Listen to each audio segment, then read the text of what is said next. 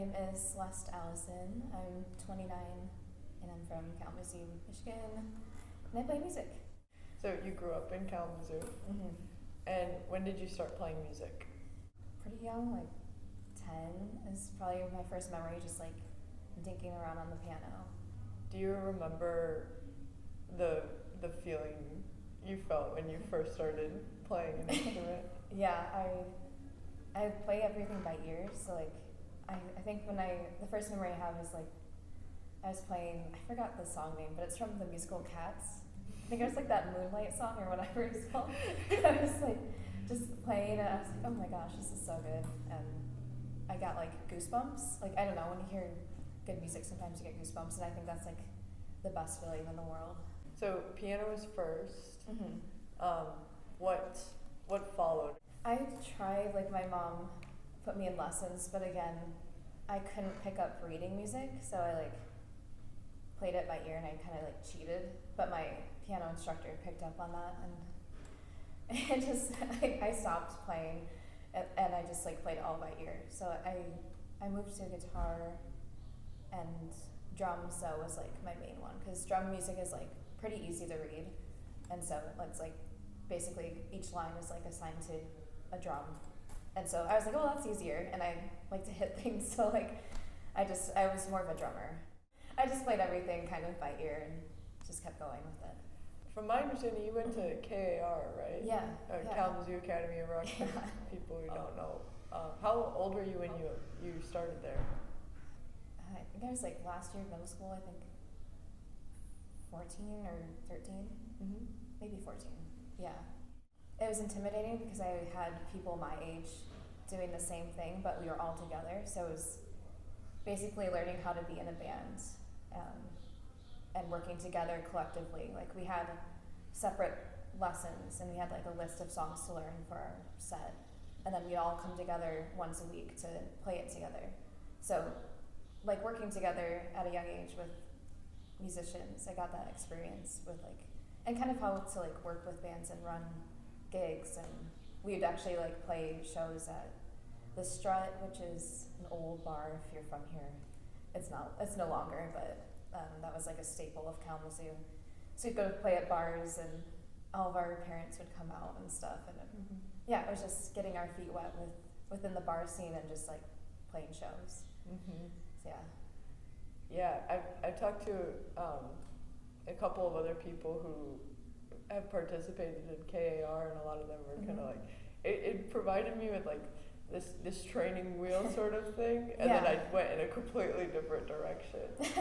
And like an example would be like Jim and Gordy, for example. Yes. Like, I'm just kind of curious, like how ingrained does kind of organized education surrounding like music and being part of a band, how much does that kind of, stay present in how you carry yourself in those environments today? Running, for me, like leadership within a band is like, KAR really helped me with that. And my whole band is actually like mostly all guys, so that was hard at first, trying to like be the only female, like, and I'm like, it's all my stuff and talking to them, so trying to just take more leadership with that. I look back at my KAR days and just like how to organize people and speak up and like say what you want. When you were in KAR, were you drum focused or? Mm-hmm. Okay. Actually, KAR made me sing for the first time. Well, they didn't force me. They like, I think I really wanted to sing, but I was scared. Mm-hmm. And like, I'm very like kind of shy, so especially back then, I was like 14. But I liked being behind the drums. Like, I was hidden, and then I think I sang like a Green Day song or something. It was my first song I sang, and I was like shaking. But then after that, I was like, can I swear? I fucking love this. Like, I was like, it's like, yes, this is like what I want to do.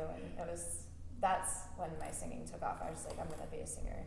Do you think that's kind of remained your favorite form to express yourself musically? Yes. Yeah. That's hard, but yeah, I think for sure, because it's coming from you, it's your own voice, so you can mold it the way you want. Has music always been your primary form of creative expression?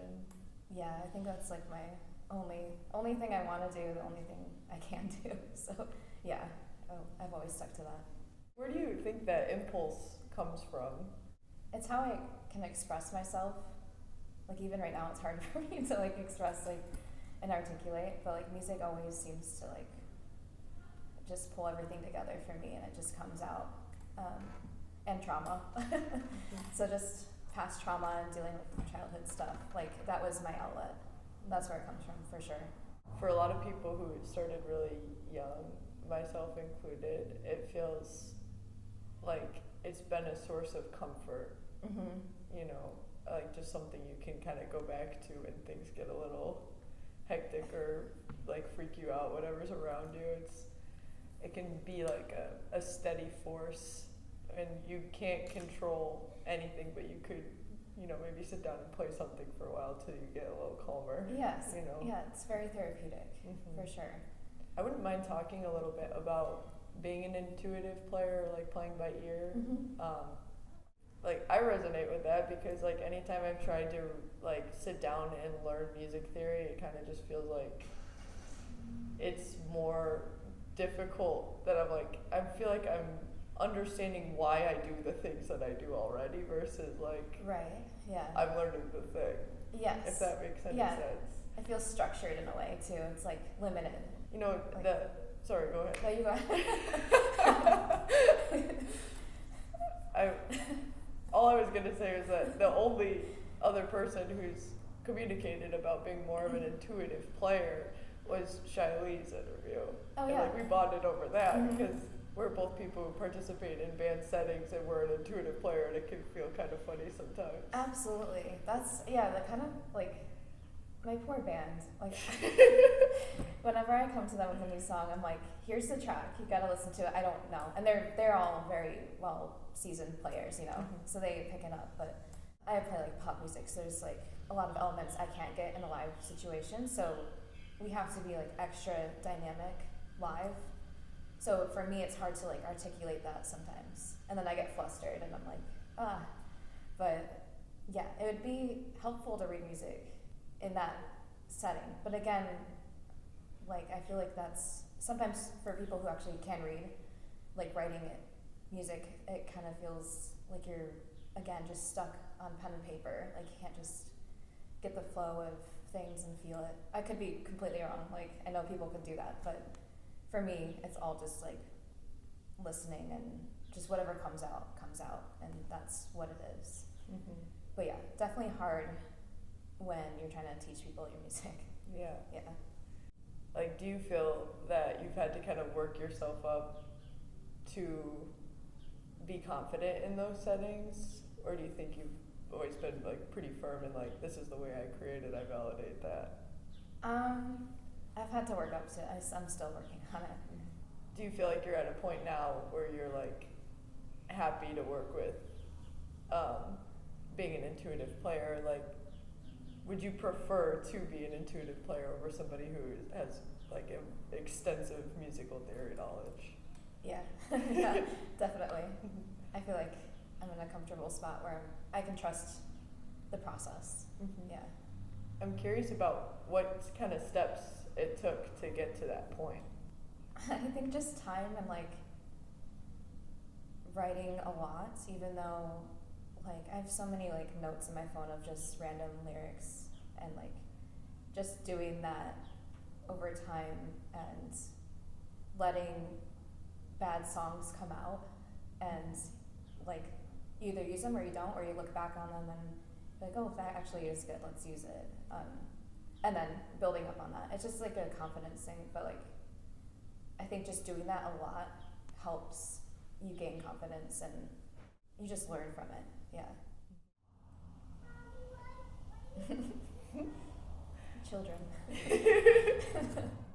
I was going to say something different, but now I'm going to say something new.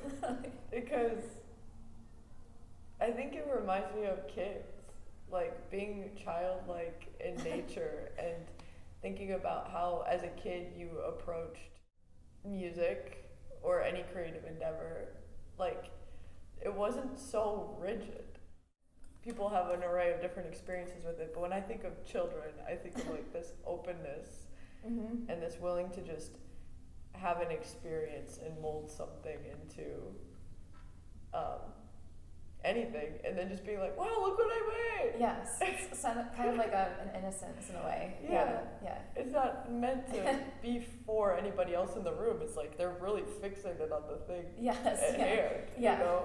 And then they're just like happy to have done it. Yeah. You know? Yeah, that's a good way of putting it. Yes. Just like with the child. Yes. Yeah, I like that actually a lot. That resonates, yeah. I think people who continue to carry that kind of like childlike wonder and innocence, I don't know, their work seems a bit more earnest than somebody who's kind of contemplating how it's going to be perceived the whole time. Right, which is still, I'm working on that too. It's hard not to like, what are people going to think of this? Like, yeah. Is it good enough? And again, it's like, it's your music. You do it for you. So. And it's interesting, you can hear this over and over again, right? And still struggle with it. Yes. And you can tell people, like, this is what you need to do. And then go home and be like, this is difficult, actually. It's very hard. That's the hardest part about it, is like actually listening to what you're preaching to other people and doing that as well. Yeah. That's tough. It's interesting to be like, I know this is the truth, but it doesn't feel like an option for me right now. Yeah. Or we're not going to pick that option today. Just no. But I think, like, I don't know, a good thing to do when you may like run into a wall of thought like that is just like, I don't know, like take a walk or something. Yeah, you gotta clear your head. Yeah, do something else. You gotta maybe step away from music for a second. I find that kind of helpful. Like when I am struggling writing, like I just need to put it down and just like go listen to other music or I don't know, cook or whatever, and then I'll come back and be refreshed and I'll be like, okay, I've got this. Yeah. The life that's around you kind of can inform your creative process. Definitely. If you let it and you're attuned to it. Yes. You know? Yeah. And I feel like an example would be like that kid walking by, right? Just it inspired you. I've talked a little bit in some past interviews about music, approaching music like it's a spiritual practice. And I'm kind of just curious on like gauging out of creatives who live in the city, how many people do it as like, they feel like it's a spiritual practice or they don't. They just like to do it and it's fun and they don't think that deep about it. Oh, I definitely think too deep about it. I'm definitely spiritual. Like this, I've read an EP, or I wrote it, finishing it up still, but there was like one song where you just, like, I just got like, my guitarist was like playing a riff and kind of just like making a demo and I was behind it and I just started writing stuff and it just felt like hypnotic about it. I just like couldn't stop writing and it was the best feeling in the world because like I never write like that, so I was like, yes, finally, like words are coming out and they're not bad, but definitely can get like ritualistic with it for sure. Yeah. How might you go about making it?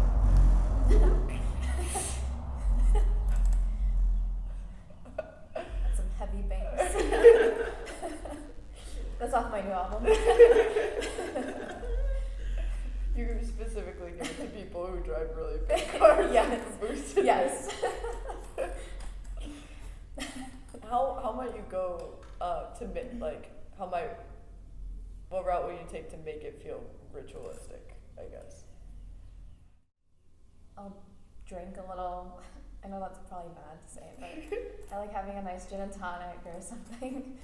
Because I feel like I'm still working on this with myself too. Like I need to like turn down that wall. Can you turn down a wall? No. Just turn down that voice in my head that's like telling me that I can't do it. So like a drink or two kind of like relaxes me and gets me more just like fluid, I guess, with like my thoughts and I guess that's like my ritual on like, I don't know, and not all the time too, like I'll wake up from dreams or like have a melody in my head when I wake up or something like that.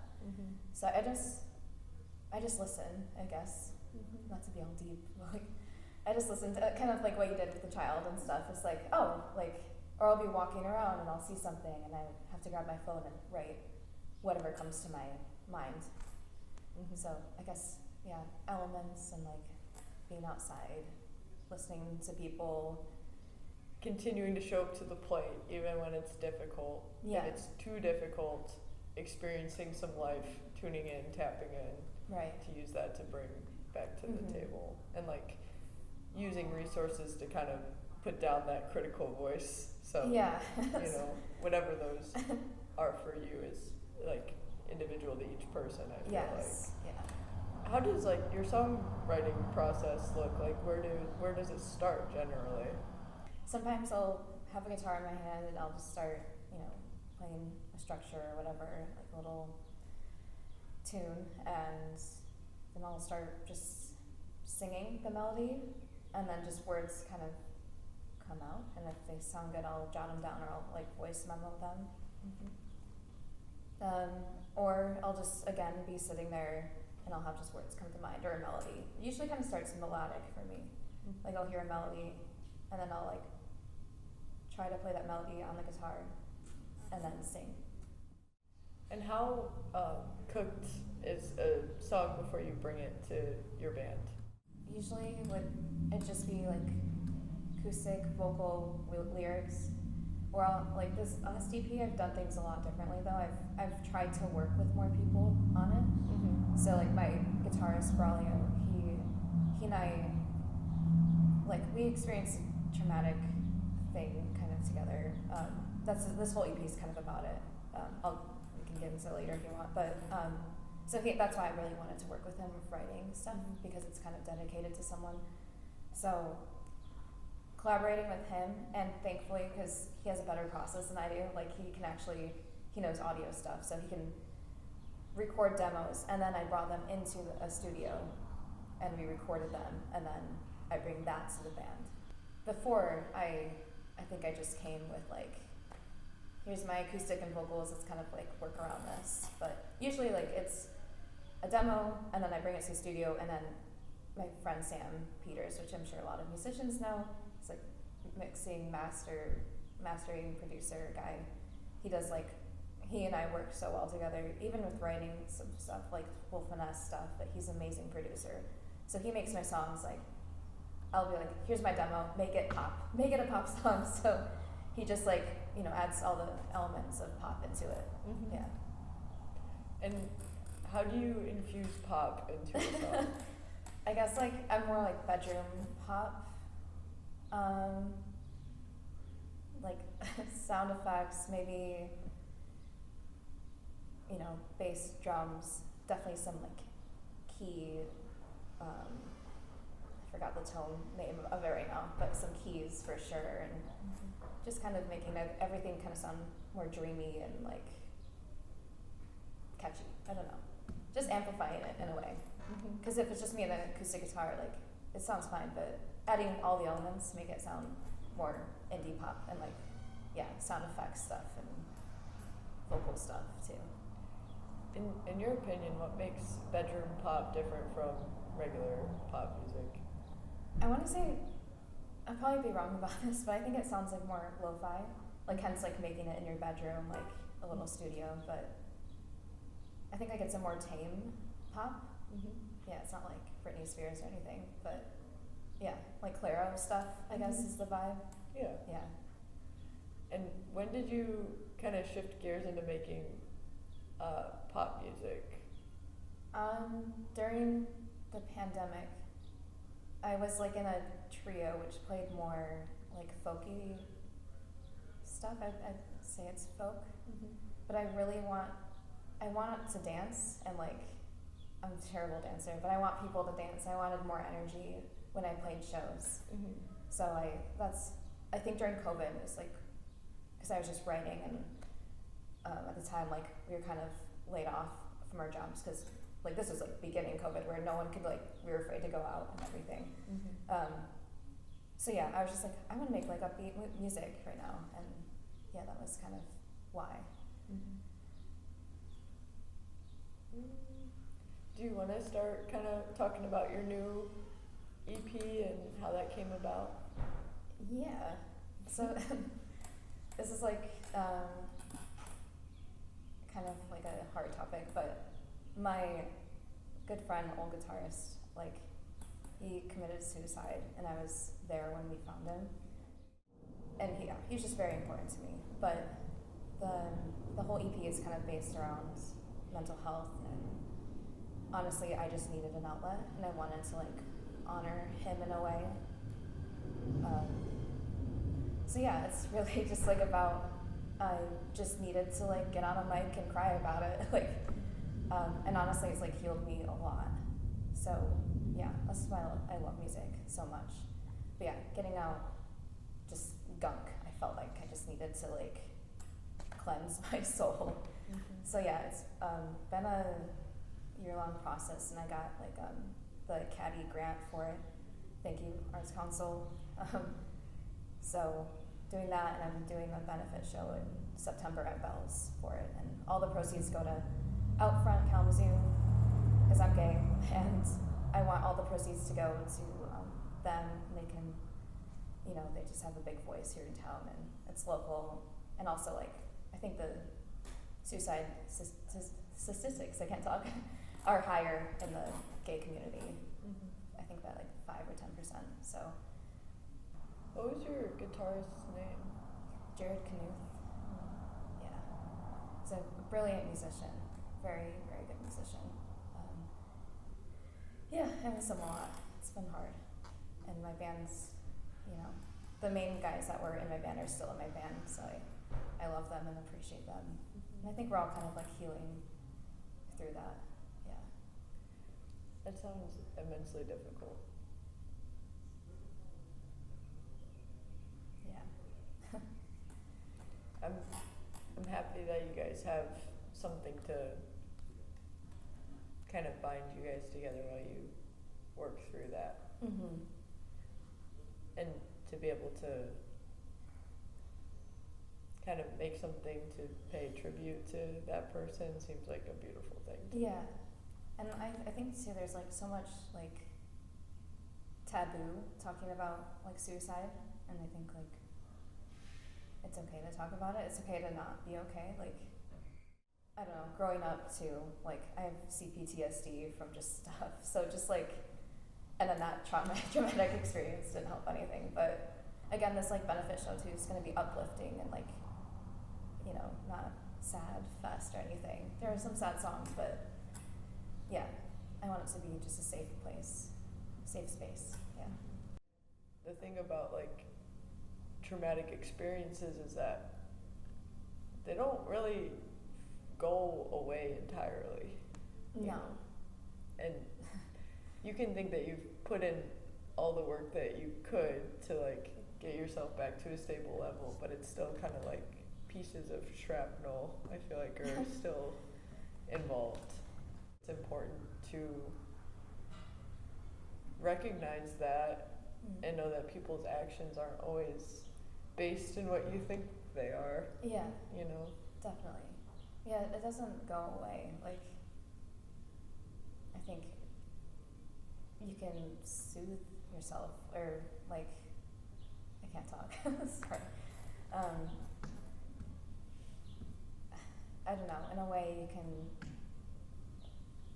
at least cut the edge off, if that makes sense. Mm-hmm. Like, yeah, this whole writing process with this EP, I feel like better than I have in a long time. Because it's been really hard just to even like get out of bed some days. Like, yeah, and I don't want to be like that at all. So,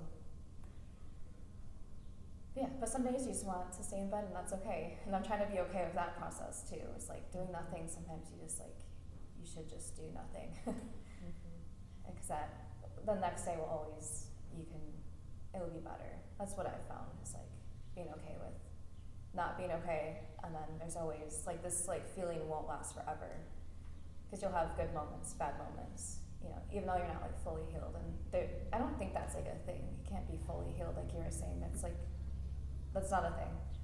So yeah, but again, like I just have to remind myself, like, this like really terrible feeling will not last forever. it will feel better later on, whenever that happens. But yeah. Oh, sorry. When you're also, I feel like we're entering into like personal territory. So Yeah. like, if you don't want to answer anything, please feel free to be like, no, next question. That's okay. But when you are in that really like deep zone, like just down horribly, like, do you prefer to be by yourself or with other people? By myself. Yeah. I don't want people to like see me, or it's weird. I don't want to be like, oh, everything's okay, like it's fine. I just sulk and like pout or whatever. Yeah, definitely alone. And like I like hide. My friend tells me I hide when there's something wrong. So Jarod, Jarod Knuth this one. But yeah, definitely a hider. Yeah. When do you think it's a good time to invite other people into the equation again? To like know how I'm feeling.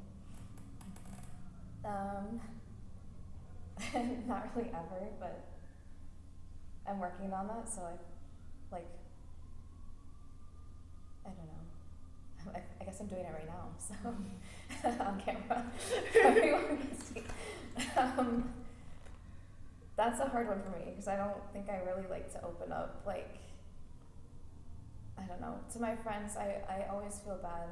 I'm kind of feeling bad right now, like, to you guys, but like, here's my trauma dump. It's hard. Yeah, I don't want to like make anyone else upset. Like, I'm always worried about like someone else, and that just gives me more anxiety and like makes me feel even worse. So yeah, I have, but it's very hard to let people in. Yeah. It's kind of a necessary step of the healing process, though. I feel like. Yes. Yeah. Because if you're just kind of carrying all that weight on your own, that's what it is, right? Just like carrying weight. Whereas is if you maybe find like one or two trusted people to kind of bear that with you, and they've like consented to doing that, you know, then I feel like that's just how processing human emotion works. Yes. You know? Yeah. Okay, I have like a few friends that I let them in with some stuff. And then it's always resorting around music though too. Like my friend Sam, like we'll be in the studio and like I'll just sometimes cry.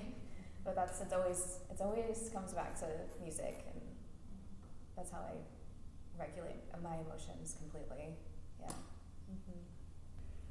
You mentioned before that you kind of add some sound effects into your music to infuse it with pop. Yeah. I'm curious about what some of those sound effects are. One of them's like a whip sound. So like we get kind of silly. Like I make like kind of, some of my music's very a little risque, like so I write like lesbian pop songs. I want to call it like lesbian pop for some reason. Because like I don't know, I feel like there's not a lot of that music out there. Like we have Chapel Realm, of course, and artists like that too, but I want like more like kind of crude like stuff. I don't know. So like Sam and we've used like a whip sound. It like adds just like kind of this silliness and like playfulness to a transition into a song. It's very faint. It's not like a huge thing. But like I've done that. We've done like a Jaguar sound. I think I was like barking jokingly into the microphone, and he like pitched it up and like snuck it into one of my songs. And I don't ask. Like just like random. We're just silly in the studio. Like it's he'll just like search sound effects, and I think he'll like take stuff off of YouTube and like take the sound from a video clip. I don't know, stuff like that. The last song that we just finished recording, he wanted a voice memo, and I was like outside at Lake Michigan actually, and he's like, "I'd be really cool if can you just sing the melody and like have the waves like be a part of it, or just that like air sound." And so that's at the end of one of my songs called Ghost Lore, which that's the name of the EP too. Ghost Lore is like the whole essence of it, but it makes like a very lo-fi texture. They're all textures. Yeah. And why is Ghost Lore the name of the EP? I named the song first was Ghost Lore, and then I don't know, I wanted something, it kind of sounds like fairy tale-esque, but also like because of my friend and like what we're doing this for, like I didn't put too much thought into that. I think it just came out. It's like one of those things like where some words like come out, you don't know what they mean until you listen back and you're like, oh, like that's how I feel. I just needed to get it all out. Like, yeah, because I got, just to express myself, I got my anger out on it because I'm mad that that happened, and sadness, and I just needed a platform. I think that was like my whole goal was to, I feel kind of selfish saying that, but it was just to heal me, basically. Yeah, and hopefully people can relate to it. That's my hope. And how do you feel like your approach on this project has been different from previous projects you've put out? Well, this will be my first EP, so we kind of had like a plan going into it because of the grant. Like, I have to make it within a year or whatever it was, and we had an intent of we kind of structured it around like my whole healing process. So it was a little bit more specific. Like all the other songs, they're just single songs, and they're all kind of just like silly lesbian pop stuff. So this one's more serious, and I took it more seriously, and I think I hope I've grown as a writer with it, because I really, like, it's been over a year I've been working on this, and yeah, we'll see. Yeah. What's it like being a gay woman in spaces that are predominantly male? In terms of like musical spaces. I feel like kind of like a bro at this point with all of them. Only because my whole band is all, I call them band bros. I don't know, Kalamazoo like is very, like, I feel like chill with everyone here. Some of my like lyrics, I kind of like, I feel like I have to hide sometimes, but like I know I don't have to, but some of them are very like out there. Yeah, I feel like sometimes too, even just being like a female, like talking and like talking to people and like trying to be listened to is hard within an all male environment. Yeah, and being gay doesn't really help either, but yeah, it's not terrible. I've played some shows where like you'll get some homophobic people, but you just ignore them. Yeah, not musician side, but like, you know, that pays the bill side. Like I worked at Guitar Center too, like 5 years ago. I was the only girl for I think 5 years straight, and man, like I had like guys like I'd pick up the phone or they're like, you don't know anything because you're a woman, like you're like dead ass. They would tell me that, and just or either touch me like or flirt with me and stuff, and it's just like I'm just like here working. You would never have done that if I was a male. So it's very hard, especially that like it's typically older guys, just that generation. I don't know. They just don't treat you like a human, basically. Yeah. And I've grown a lot from that, where I kind of have to be like, not aggressive, but just like more upfront. I don't know. Maybe I come off as bitchy to people who treat me that way, but thick skin you have to grow, especially within like selling music gear and stuff. Yeah, that world's interesting for sure. Yeah. And too, just being like a sensitive person. Yeah. On top of that. It's really hard. I definitely cried a lot. Like, not in front of them, but yeah. Very hard being sensitive in that kind of environment, for sure. I think it just kind of prefaces the absolute need for like a girl band to ensue. I agree. I feel like I've tried to start one though, and like every girl, like at least here in town, like we're all busy. We're just busy girls. We got our own shit going on. Like it's so hard. I love that. Yeah. Even like I have Lindsay, Shiley, and Ellie. They've been singing backup vocals with me the past like 3 shows, and it's so fun to like have that feminine energy. And they back me up. Like they'll call the guys out on their shit. Like, and they'll like, I don't know, because I'm like, guys, stop playing, like listen, like we need to like practice right now or stuff like that. So yeah, they're fun to have. And I want to like start a whole band with all of them, but again, schedules. Yeah. Yeah, I feel sometimes like in terms of feminine expression and creative expression, like some of that I feel like needs to be in like a contained zone. Yes. Of like just female energy is present for that. At least just every once in a while that needs to happen. I think all the time. Like, let's do it. Like I think Maggie and I tried a few times, but again, we're just like, it's just because we have our own projects going on, but we just need to take the time to do it. Also, like genres too. Like I still want to like play more pop side stuff, like pop music. But yeah, definitely we need more all-female bands. I'd love that. I'm curious if we could maybe talk about utilizing this space for like female musicians. Like anybody's welcome, just come here with whatever instrument you want to play. The whole like jam sesh. I would be so down. Like people really, especially women, need to come together in this context because I feel like we all just kind of admire each other from afar.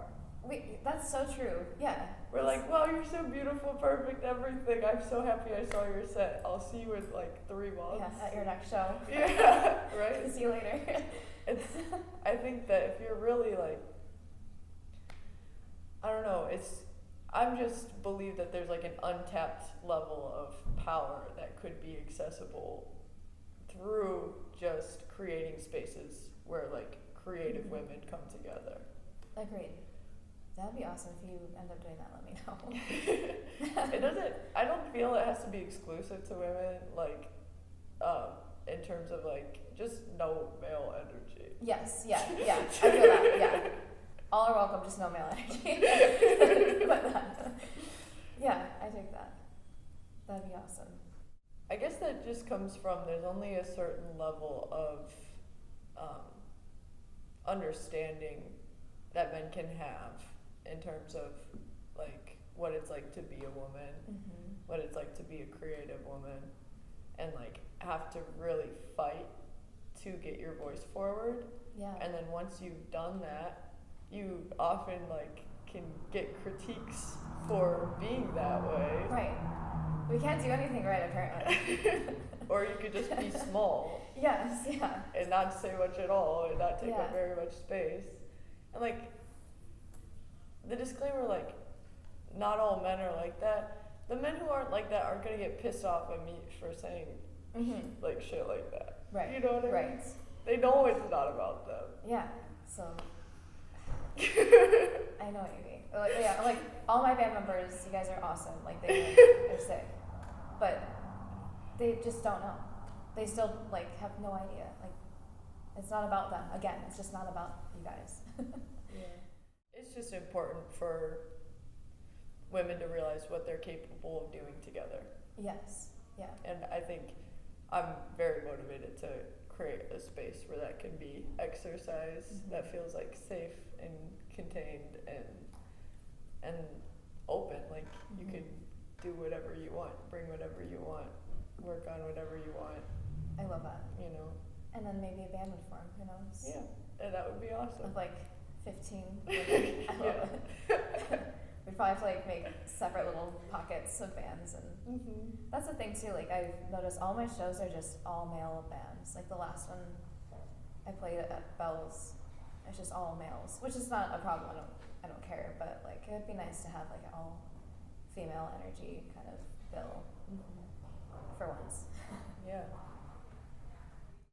And two, I'm like, I want to learn more about things that I don't know about very much. You know, like to me, I want to build my like ability to play drums more. So the idea of like playing drums with someone else who is femme makes it feel like a little bit. Okay, I don't have to do this perfectly. Right. Yeah. I totally know what you mean. Yeah, absolutely. Yeah, and you play cello. That's like my favorite instrument. I don't know how to play that at all. Yeah. And flute's cool. I don't know how to play any like woodwind instrument. But yeah, that'd be fun to like trade off. Yeah. Do a bit of a skill share. Yeah. But without the intimidation or expectation. Right. Yeah, for sure. That's cool. Do you feel like you've said your piece for the most part on like who you are, like your musical process, where you're headed, or do you have more to say on any of those? I think so. I'm just like so awkward talking about myself sometimes, so I hope I captured most of it. It's just I've got that EP, Ghostler, coming out, and I think it's September 17th at Bell's. It's a whole benefit show. All queer artists are on the lineup, and Outfront will be there, and all the proceeds go to Outfront. Like, we're not making money off of this. It's like going to a good cause. And I just want people to like listen to my music. It's all about just like, I want people to like listen to it and hopefully they like it or get something from it. And especially the queer community, obviously. All right, well, if you feel good, then we can close it out. Cool. All right. Thank you. Thank you.